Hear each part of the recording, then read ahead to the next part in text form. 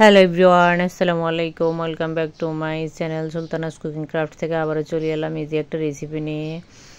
তো যেখান থেকে দেখতেছেন আমার ভিডিওটা, যদি ভালো লাগে আমার চ্যানেলটা সাবস্ক্রাইব করে দিবেন, সাথে থাকা বেল আইকনটা অন করে দিবেন, তাহলে পরবর্তী ভিডিও আপলোড দেওয়ার সাথে সাথে নোটিফিকেশান চলে যাবে, তাহলে অবশ্যই দেখতে পারবেন। তো চলুন দেখে নেওয়া যাক আজকে আমি কি রান্না করব।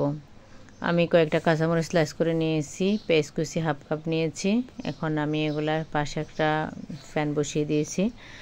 তার মধ্যে আমি কুকিং অয়েল দিয়ে পেঁয়াজ মরিচ কিছু লবণ দিয়ে ভাজা আরম্ভ করছি।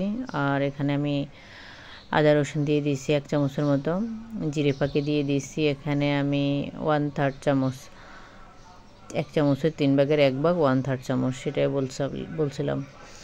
সাথে হাফ চামচের মতো হলুদের গুঁড়া দিয়ে দিয়েছি। সাথে এখন দিয়ে দিয়েছি টমেটো। এখন টমেটোগুলো যেহেতু একটু হার্ড, তাহলে আমি আগে একটু গলিয়ে নিব। গলিয়ে নিয়ে আমি এর উপরে একটা ঢাকনা দিয়ে দিব কিছু সময়ের জন্য, 5-7 মিনিটের জন্য আমি ঢেকে দিব আবারও, যাতে টমেটোগুলো একবারে গলে মায়ান হয়ে যায়। তো আমি আবার ঢেকে দিয়ে চলে আসলাম। আমি এখানে কোনো পানি অ্যাড করব না, আমি শুধু টমেটোটা রান্না করার জন্য যতটুকু পানি লাগে আমি অতটুকু পানি এখানে দিয়ে দিয়েছি। তো পানি আমার টমেটোটাও ভালো মতো গলে গিয়েছে এই ঝোলের মধ্যে। এখন আমি কেটে রাখা কুমড়োগুলো এখানে অ্যাড করে দিব। অ্যাড করে ভালো করে নেড়ে ঢেকে দিব কিছু সময়ের জন্য। আমি এই মিষ্টি কুমড়া থেকে যে পানি বের হবে ওই পানি দিয়ে কুমড়া রান্না করে ফেলবো, এখানে আর অন্য কোনো পানি অ্যাড করব না, কেননা তাতে করে মিষ্টি কুমড়ার স্বাদটা নষ্ট হয়ে যায়। অনেকের বাসায় বেবিরা আছে, মিষ্টি কুমড়া খাইতে চায় না। অনেক অ্যাডাল্ট বা টিনেজার যারা এই সবজিটাকে অনেক অ্যাভয়েড করে, যে এটা মজা নেই, রান্না করলে খাওয়া যাবে না। এটা আমরা অনেক সময় সিমের বেশি দিয়ে রান্না করি, বাট আজকে আমি শুকনো ভাজি করছি, এটা আমার বেবির অনেক পছন্দ, তার জন্য। তো এইভাবে ঢেকে ডিমা আছে যদি আপনি রান্না করেন, তাহলে এটা খেতে অনেকটাই ইয়ামি লাগে। এক হয়েছে মিষ্টি কুমড়া তো মিষ্টি, আর দ্বিতীয়ত হয়েছে বাচ্চাদের অনেক পছন্দের একটা খাবার। তো আমি এখানে একটা কুমড়োর পুরো অর্ধেকই নিয়ে নিয়েছি, যেহেতু আমার বাসায় সবার অনেক ফেভারিট এইভাবে ভাজি করে কুমড়াটা রান্না করে খেলে আমার বেবিদের জন্য। তো যখন এখানে হাফ কুকিং হয়ে যাবে, তখন আমি এখানে একটু সুগার অ্যাড করে দিব, যাতে একটু স্বাদের ব্যালেন্সটা ঠিক থাকে। তো যদিও একটু এখন আমি একটু সুগার অ্যাড করে দিয়েছি, আমি তেমন কোনো মশলা এখানে ইউজ করিনি। সুগারটা অ্যাড করার পরেই আমি আবারও ভালোভাবে নেড়েচেড়ে আর একটু কিছু সময়ের জন্য ঢেকে দিয়ে চলে যাব।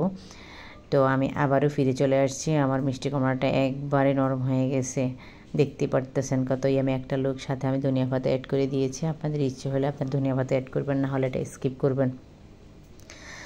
তো এভাবে যদি আপনারা বাসায় বেবিদের জন্য বা যারা মিষ্টি কুমড়াটা অ্যাভয়েড করে তাদের জন্য রান্না করেন, অনেক ইয়ামি হবে আর অনেকটা ইজি কুকিং, যে কত সহজে মিষ্টি কুমড়া রান্না করে আমরা এইভাবে খেতে পারি, বাচ্চাদের খাওয়াতে পারি, নিজেরা খেতে পারি।